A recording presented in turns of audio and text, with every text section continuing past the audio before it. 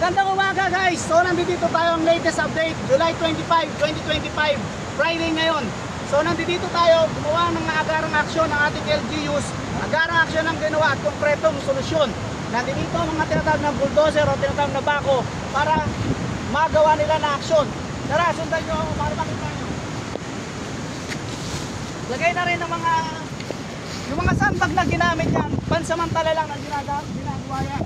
So, para hindi lang maano yung tubig ng dike na yan, mapigilan yung pressure dahil napakalakas ng pressure. Kung hindi nang dahil sa sandbag, talagang bibigay ang nating dike. So ito, gumawa sila ng agarang solusyon. Punta natin. Ito yung mga bako na sinasabi para magamit nila ng DPWH, ng NIA, Nanay Pineda, shoutout po sa inyo.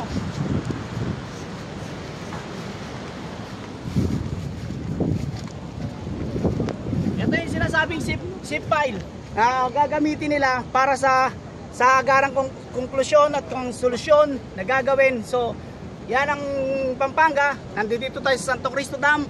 Again, gagawin ng konkreto, matibay, matatag. So, gumawa ang gobyerno ng agarang aksyon. Kagabi na i-deliver yan. Again, I'm your host, Earl the Pearl. Lagi masaya. Kaboom!